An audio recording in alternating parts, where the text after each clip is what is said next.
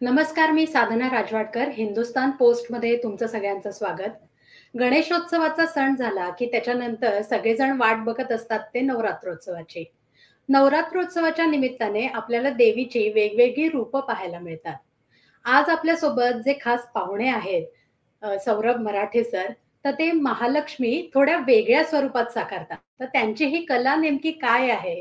आणि ही नेमकी कला ते किती वर्षापासून करतायत? तर या सगळ्याविषयीची माहिती आज आपण जाणून घेणार आहोत. सौरभ सर, तुमचं स्वागत.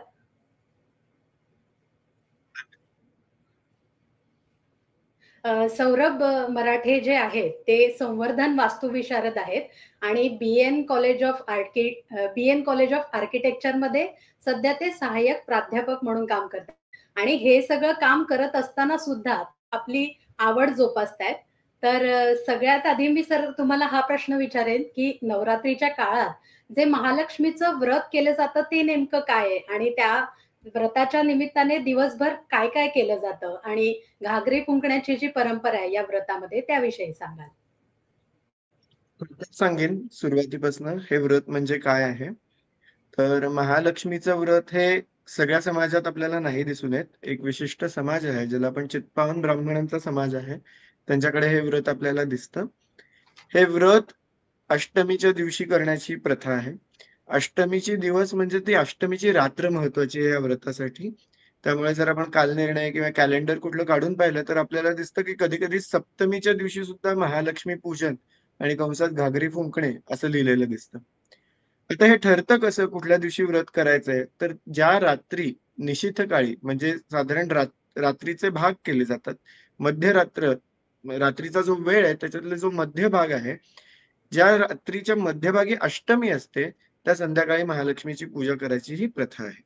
ही फक्त चित्पावन समाजात, कोकणस्थ ब्राह्मण समाजातच ही प्रथा आहे आणि संध्याकाळी महालक्ष्मी समोर घागरी फुंकायची पद्धत आहे, अशी आपण म्हणू शकतो.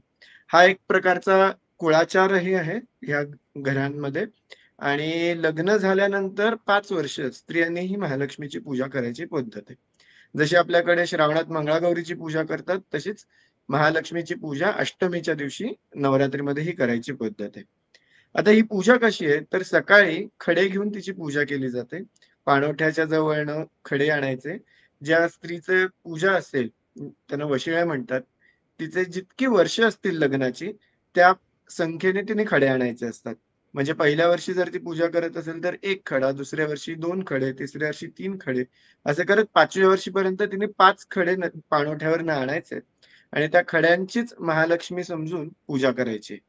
ह्याच्यात तिला पूजा करताना विविध पत्र पूजा आहे. म्हणजे विविध प्रकारची पत्री वाहिली जातात.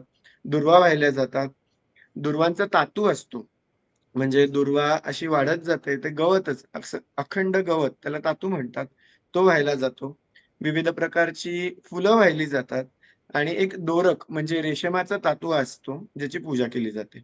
आता हा धातू जो असतो, जसे खडे आहेत, संख्या आहे खड्यांना, तसेच जितकी वर्षाची पूजा आहे, पहिल्या वर्षीची पूजा असेल तर 1 गाठ, दुसऱ्या वर्षीची पूजा असेल तर 2 गाठी, तिसऱ्या वर्षीची पूजा असेल तर 3 गाठी, अशा त्या गाठी त्या तातूला बांधायच्या असतात आणि त्याची पूजा करायची.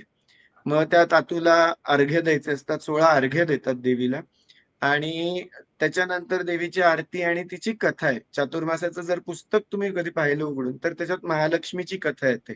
अशा 2 बरोबर. राण्यांची कथा सांगितली जाते आणि एकीने पूजा न केल्यामुळे तिला त्याचे काय अ, तोटे पण भोगायला लागले आणि दुसरीने केले त्याच्यामुळे तिला त्याचं चांगलं झालं, असं आपल्याला त्याच्यातनं दिसतं. तर या कथेचं वाचन केलं जातं आणि मग दुपारी नैवेद्य दाखवून देवीचा प्रसाद घेतला जातो.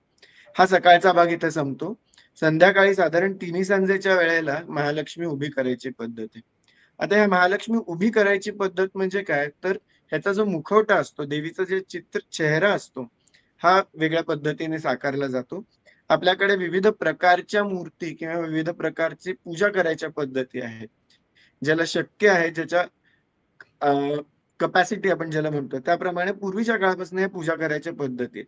कधी मूर्ती करून पूजा केली जाते, कधी चित्र काढून पूजा केली जाते, तर कधी-कधी पिष्ठाच्या मूर्ती म्हणजे पिठाच्या मूर्ती करायची पद्धत आहे. तर ह्याचाच एक प्रकार म्हणजे हे महालक्ष्मीची पूजा आहे. ह्याच्यात संध्याकाळची तिन्ही सांजेला महालक्ष्मी उभी केली जाते त्याच्यातला जो चेहरा आहे, मुखवटा आहे जो महालक्ष्मीचा, हा तांदळाच्या उकडीपासून केला जातो. कदाचित कोकणात तांदूळाची अ, आवक किंवा तांदूळ मोठ्या प्रमाणात मिळत असल्यामुळे त्याचं पीठ हे साहजिक वापरलं गेलं असू शकेल आणि ती उकड काढून जसं आपण मोदकाची उकड काढतो, तशी ही मोदकाचं उकड काढायची, त्याला आकार द्यायचा, डोळे, नाक, कान हे रंगवायचे त्याच्यावर, केस रंगवायचे आणि तो मुखवटा एखाद्या धडावर जो लाकडाचा असतो, आजकाल फायबरचा असतो. पूर्वीच्या काळी तर हंडे, पिंप, कळशे असं रचून तो धड तयार केला जायचा. त्याच्यावर हा मुखवटा लावला जातो आणि मग तिची पंचोपचार पूजा करून रात्रभर घागरी फुंकण्याचा कार्यक्रम केला जातो. म्हणजे जागर केला जातो देवीचा.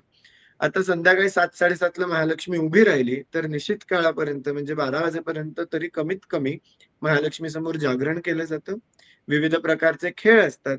त्याच वेळेला काही स्त्रियांच्या, काही पुरुषांच्या सुद्धा अंगात संचार असतो. ते येतात आणि महालक्ष्मीसमोर घागरी फुंकतात. हे सगळं रात्रीचं 3रा प्रहर बदलेपर्यंत केलं जातं. नंतर प्रहर बदलला, की महालक्ष्मीची परत पूजा केली जाते. दही-भाताचा नैवेद्य दाखवला जातो तिला आणि मग सूर्यास्ताच्या आधी तो मुखवटा उतरवून त्याचं नदीत किंवा वाहत्या पाण्यात विसर्जन करायची पद्धत आहे. हा हा एकंदरीत कार्यक्रमाचं स्वरूप आहे. पूर्वी हा कार्यक्रम घरोघरी होत असावा. कुळधर्म, कुळाचार म्हणून लोकं करत असावेत. पण ह्याचं प्रचंड प्रमाणात सोहळं-ओवळं, जिकिरीचं काम, मुखवटा तयार करायला लोकं न मिळणं, या कारणास्तव कदाचित आता हे सार्वजनिक स्वरूप त्याला प्राप्त झालं असेल. विविध मंडळ, विविध ठिकाणी किंवा काही कुटुंब एकत्र येतात आणि हा महालक्ष्मीचा सोहळा साजरा करतात. तांदळाच्या पिठापासून हे महालक्ष्मीचा मुखवटा तयार करणं खरं तर खूप अवघड काम आहे. तुम्हाला या विषयातली आवड कशी निर्माण झाली आणि त्याच्यासाठी तुम्हाला मार्गदर्शन कोणी केलं आणि किती वर्षापासून तुम्ही हे काम करताय त्याच्याविषयी सांगा? आमच्या घरात ही महालक्ष्मीची पूजा पहिल्यापासून आहे. म्हणजे माझ्या आजीनी केली, आईनी केली, माझ्या बायकोनी पण आता केली पूजा. सो हा कुळधर्म किंवा कुळाचार म्हणून आमच्या घरात आहे. लहानपणापासनं जिथं महालक्ष्मी असेल, तिथं आम्ही दर्शनाला जात असू आणि त्यावेळेला कायम कुतूहल असायचं, की हा महालक्ष्मीचा मुखवटा करतं कोण? कारण प्रचंड भीती एका प्रमाणात त्या एक संपूर्ण व्रताबद्दल होती. ह्याचं कारण असं आहे, की तो मुखवटा करायची पारंपरिक पद्धत जी आहे, ती खूप मोठी असं म्हणता येऊ शकेल, की तो मुखवटा साकारायचा असतो तो एका पुरुषाने करायचा. स्त्रियांनी करायचा नाही अशी पारंपरिक पद्धत आहे. आजकाल स्त्रिया नक्कीच करतात आणि कौतुकाचं आहे ती पण गोष्ट. हा मुखवटा करताना कोणी बघायचं नसतं. कदाचित मन एकाग्र व्हावं ह्या हेतूने सुद्धा असेल. पण जोपर्यंत मुखवटा धडावर बसवला जात नाही, त्याची पूजा केली जात नाही, तोपर्यंत हा इतर कोणी बघायचा नाही अशी आजही पद्धत आहे. सो मी जिथं-जिथं मुखवटा तयार करतो, तिथं-तिथं कोणीही बघत नाही. पडदा लावलेला असतो, मुखवटा उभा केला जातो, पूजा केली जाते आणि मग लोकांच्या दर्शनाला महालक्ष्मी उभी राहते. आता हे बघत आलो, ही उत्सुकता निर्माण झाली, की कोण करतं, काय करतं? आणि असंच 1 वर्ष पुण्यात हिंदू महिला सभा महालक्ष्मीची पूजा करते. यावर्षी त्यांचं 75वं वर्ष आहे. तिथं मी त्यांना विचारलं, की "मला मुखवटा शिकायची इच्छा आहे. तिथं कोण येतं? त्यांचा काही संपर्क मिळू शकेल का?" तर केळकर म्हणून एक गृहस्थ यायचे तिथं. ते इतके खुश झाले, की कोणतरी शिकायला तयार झालं म्हणून. कारण अनेक ठिकाणी त्यांना नाही म्हणायची वेळ येत होती, कारण मुखवटा करायला वेळ नाही. कारण शेवटी उकडीचा मुखवटा आहे. तो किती वाजता करावा? कारण का तो पूर्ण रात्रभर टिकला पाहिजे. त्याला तडे जातातच स्वाभाविकपणे, पण कमी गेले पाहिजेत. हे खूप महत्त्वाच्या गोष्टी आहेत. म्हणून ते 1-2 वर्ष ते मला म्हटले, की "तू माझ्याबरोबर बघ. मी कसा करतो ते बघ आणि मग शिक." मग त्यांच्याकडनं बघून-बघून मी शिकलो. मग घरी हळू प्रॅक्टिस केली, की कणकेवर करून बघितला, मातीवर करून बघितलं, की आपल्याला जमतं का? आधी कुरूपच झाले ते चेहरे सगळे. पण हळू त्यांच्या मुलीकडनं पण मी मार्गदर्शन घेतलं. त्या पण पुण्यात मुखवटे करतात. आठवले म्हणून अच्छा. आहेत पंकजाताई. त्यांनी मला काही सूचना दिल्या, की अजून कसं आपण पद्धतीने करू शकतो. अ, हे सगळं शिकून साधारण 2010 पासनं मी मुखवटा करायला सुरुवात केली. स्वतंत्रपणे हं. आणि सुरुवातीला 2 ठिकाणी केले. मग हळू-हळू लोकांचे फोन यायला लागले, की त्यांना महालक्ष्मीचं व्रत कारण की काही लोकं नवसाने पण मागून घेतात. काही कारणास्तव त्यांना पूजा करायची. पण मग मुखवटा करायला कोणीतरी पाहिजे इथपासून सुरुवात होते. आणि असं करत-करत माझ्या मते साधारण 4-5 मुखवटे मी दरवर्षी करतो. 2-2.5 वाजता सुरुवात होते ह्या सगळ्या कार्यक्रमाला आणि शेवटचं तिन्ही सांजेला म्हणजे 7-7:30ला मुखवटा उभा करतो आणि 4, 5, 6 जास्तीत जास्त असे मुखवटे करता येऊ शकतात. ह्याच्यात मला खूप साऱ्या लोकांचं मार्गदर्शन मिळालं. विविध प्रकारचे मान्यवर होते जे मुखवटा करत होते. काही आर्टिस्ट होते, काही मूर्तिकार होते, काही गुरुजी मंडळी होती. पुण्याबाहेरचे, महाराष्ट्राबाहेरचे सुद्धा काही लोक ह्याच्या निमित्ताने संपर्कात आले. त्यांच्याकडनं सूचना घेतल्या, त्यांचं मार्गदर्शन घेतलं आणि तो मुखवटा कसा करता येऊ शकेल ह्याच्यावर मी काम सुरू केलं. सुरुवातीच्या काळात केळकर आजोबांनी शिकवल्याप्रमाणे हाताने मुखवटा करायचो. सो ती उकड अख्खी मळून हाताने त्याला जो काही चेहऱ्याचा आकार आहे तो द्यायचा. पण नंतर असं पण कळलं, की काही लोकं साचा वापरूनही करतात. आणि मग मला कोणीतरी सांगितलं, की ती महालक्ष्मी आहे, ती त्रिभुवनसुंदरी दिसली पाहिजे आणि मग साच्यातनं जर ती निघत असेल त्रिभुवनसुंदरी, तर काय हरकत आहे करून बघायला. सो गेले काही वर्ष मी साचा पण वापरून बघितला आणि खरंच त्याच्यातनं तो मुखवटा छान दिसतो आणि आवडतोय लोकांना तो पण. महालक्ष्मीचा हा मुखवटा तयार करण्यासाठी साधारण किती वेळ लागतो आणि पूर्ण पूजा संपेपर्यंत तो तसाच राहणं अपेक्षित आहे, तर त्याच्यासाठी काय काळजी घ्यायला लागते? लक्ष्मीचा मुखवटा अ, उभा करण्यासाठी एकतर पहिली उकड खूप छान निघणं गरजेचं आहे. कारण सगळं त्या उकडीवर अवलंबून आहे. ती उकड किती टणक निघते, किती मऊ निघते, किती पातळ निघते ह्याच्यावर तो मुखवटा उभा राहतो. कधी-कधी अशी पण परिस्थिती आली आहे, की अ, उकडच बिघडली आणि सगळं परत करायची वेळ आली. सो मुखवटा आकारही घेत नाही कधी-कधी कारण का ते उकड खराब होते. काही इतर कारणंही असू शकतात ज्याच्यामुळे होत नाही. म्हणजे आपण मानतो ना म्हणतो ह्या गोष्टी वेगळ्या आहेत. पण वेळ लागतो काही ठिकाणी. तर उकड काढल्यानंतर ती मळायला लागते छान आणि ती मळल्यानंतर उकडीचा मुखवटा तयार व्हायला कधी-कधी 10-20 मिनिटात सुद्धा तो मुखवटा तयार होतो आणि कधी-कधी अर्धा तास, 1 तास सुद्धा लागतो उकड तयार झाली असेल तर. सो उकड काढण्यापासून मुखवटा तयार होईपर्यंत साधारण 1 ते सव्वा तास वेळ जातो. बाकीचं जे काही धड असतं देवीचं, म्हणजे जे शरीर आहे त्याच्यावरचे हार, दागिने, साड्या वगैरे हे लोकांनी ज्यांच्याकडे महालक्ष्मी असते त्याने आधीच तयार करून ठेवलेलं असतं. सो फक्त मी गेल्यानंतर माझं काम तो मुखवटा साकारायचा, तो धडावर बसवायचा आणि मग त्यांचा कार्यक्रम पुढे चालू होतो. महालक्ष्मी पूजनाची जी मूळ परंपरा आहे, ते जपण्याचा तुमच्यासोबतच तुमचं अख्खं कुटुंब प्रयत्न करतंय. तर लोकांचा यासाठी प्रतिसाद कसा आहे? कुणी म्हणजे तुमच्याकडे अशी इच्छा व्यक्त केली का, की मलाही हे शिकायचंय? शिकायची व्यक्त खूप लोकांनी केली. मागच्या वर्षी मी जवळपास एक 5-7 लोकांना शिकवला पण कसा करायचा तो.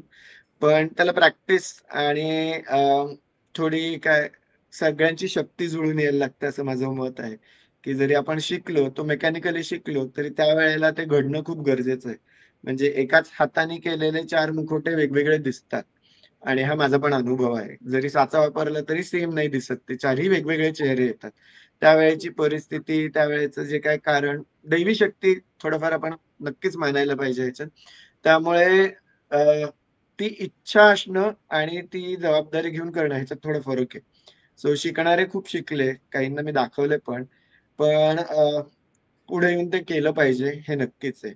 आणि मला वाईट वाटतं काही लोकांना मला नाही म्हणायला लागतं दरवर्षी, की मला नाही जमणार यायला. कारण शेवटी वेळेची मर्यादा असते. एका ठराविक वेळेत किती मुखवटे आपल्याला साकारता येतात. विविध ठिकाणी फिरून त्याच्यानंतर ट्रॅफिक असतं, पाऊस पडत असतो अनेक वेळा. सो तो वेळ पुढे-मागं नाही व्हायला पाहिजे आणि तिन्ही सांजेच्या आत साधारण महालक्ष्मी उभी राहिली पाहिजे. कारण काही ठिकाणी असं लक्षात येतं, की अनेक स्त्रिया येतात किंवा पुरुष येतात ज्यांच्यात संचार असतो. ते बाहेर दाराच्या बाहेर थांबलेले असतात आणि वाट बघत असतात, की कधी महालक्ष्मी उभी राहते. सो त्यांना पण त्रास होऊ नये ही अपेक्षा आहे. आता हे जे कार्यक्रम आहे एकंदरीत महालक्ष्मीचा, हा अनेक वर्ष अनेक ठिकाणी बघत आलेलो आणि थोडंफार माझ्या असं लक्षात आलं की त्याला कमर्शियल स्वरूप मिळालंय म्हणा किंवा तेवढं पावित्र्य जपलं जात नाही किंवा तेवढी परंपरा टिकली जात नाही. म्हणून साधारण 2015 साली आम्ही कुटुंबियांनी म्हणून ती चालू केली. सुरुवातीला 1-2 वर्ष करूयात असं म्हटलं, की मीच मुखवटा करतो 4 ठिकाणी तर आपल्या घरी का नाही? असं करून सुरुवात केली. पहिल्या वर्षी 3-4 जणी पूजेला आल्या आणि 100-200 लोकं आली असतील. पण नंतर लोकांना पण ते आवडायला लागलं, की इथं चांगल्या पद्धतीने पूजा होते किंवा शांतपणे दर्शन होतं. असं करत-करत मागच्या वर्षी जवळपास 2,500 लोक दर्शनाला आल्याचं आम्हाला लक्षात आलं.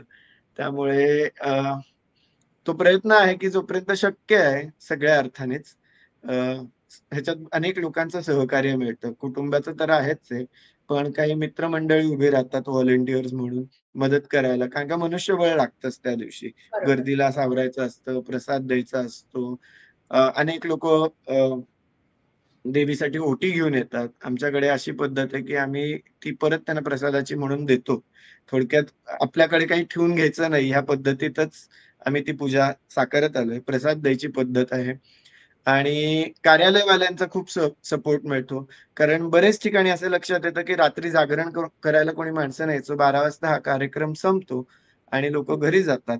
पण देवीचं विसर्जनही केलं जातं. पण कार्यालयवाल्यांनी आम्हाला भरपूर सहकार्य दिलं. पहाटे 4 पर्यंत कार्यालय उघडं ठेवतात ते आमच्यासाठी आणि मग आमची पूजा होऊन त्याचं विसर्जन करता येऊ शकतं. सो अनेक लोकांचा ह्याच्यात सहभाग आहे. म्हणजे आम्ही एकटे करतो असं नाही. पण सगळे मिळून येतात, चांगल्या हेतूने करतात म्हणून ते घडतंय. एक प्राध्यापक म्हणून आणि एक कलाकार म्हणूनही तुम्हाला मी असं विचारेन, की नवरात्रोत्सवामध्ये काय बदल होणं अपेक्षित आहे आणि लोकांना तुम्ही काय संदेश द्याल?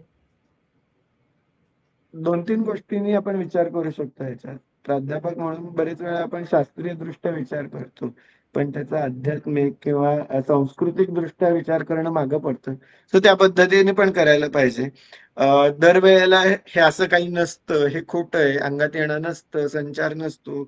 असे थातूर-मातूर गोष्टी आहेत म्हणून त्यांना सोडून किंवा आपण विज्ञानवादी खूप झालो अचानक असं लक्षात येऊन ह्या सगळ्या कर्मठ गोष्टी आहेत, हे म्हणणं पण चुकीचं आहे. एक कला, एक संस्कृती, एक आपल्याकडे चालत आलेली परंपरा म्हणून ती जपणं या दृष्टीने पण आपण बघितलं पाहिजे. अनेक गोष्टी आहेत त्याच्यात आपल्याला लक्षात येतात, की विविध प्रकारच्या वनस्पतींची पूजा केली जाते, विविध प्रकारच्या रूपांची पूजा केली जाते, शक्तीची पूजा केली जाते. त्या ज्या काळात ह्या रूढी, परंपरा तयार झाली, त्या काळाचा आपण जर विचार केला, तर लक्षात येतं, की तो काळच वेगळा होता. त्या वेळेला ज्या गोष्टी लागणार होत्या, त्या पद्धतीने त्याचं आचरण केलं गेलं किंवा त्या समजवल्या गेल्या. आज तीच गोष्ट आपण वेगळ्या पद्धतीने पण समजून घेऊ शकतो. सो दोन्ही प्रकारचा दृष्टिकोन आपण ठेवला पाहिजे. शास्त्रीय तर असलाच पाहिजे, पण थोडासा आध्यात्मिक, थोडासा धार्मिक या दृष्टीने पण आपण त्याच्याकडे बघितलं पाहिजे. नाहीतर ही कला म्हणजे दोन्ही पद्धतीने मी बघतो. एक पूजा म्हणून ती आपण जोपासली पाहिजे म्हणून ते आम्ही चालू ठेवलंय आणि दुसरी ह्या पद्धतीने आपण देवीची कला रूपातनं सेवा करू शकतो. या बरोबर. दृष्टीने आम्ही ते ठेवलेलं आहे. नाहीतर ही कला गायब होणार. आज अनेक ठिकाणी असं लक्षात आलं, की मुखवटा करायला सुद्धा लोकं नाहीत. शाडू मातीचा किंवा प्लास्टरचा मुखवटा ठेवतात आणि गळ्यापाशी एक छोटीशी उकळीचा गोळा लावतात. कारण कोणी माणसंच मिळत नाहीत. ती कला पण गायब होईल, ती लोकं पण गायब होतील आणि मग सगळंच आपण जे काय वारसा म्हणून जपलेलं होतं, ते सुद्धा नष्ट व्हायला वेळ लागणार नाही. धन्यवाद सर. तुम्ही आमच्यासोबत संवाद साधलात त्यासाठी आणि तुमच्याकडून प्रेरणा घेऊन कदाचित पुढची जेव्हा मुलाखत घेईन, तेव्हा तुमचे अनेक शिष्य तयार झालेले असतील, जे महालक्ष्मीचा मुखवटा तयार करत असतील, अशी मी आशा व्यक्त करते. धन्यवाद. धन्यवाद. तुम्हाला ही मुलाखत कशी वाटली, हे आम्हाला कमेंट बॉक्समध्ये सांगायला विसरू नका. त्याशिवाय तुमच्या भागामध्ये नवरात्रोत्सव कसा साजरा केला जातो, हे सुद्धा सांगायला विसरू नका.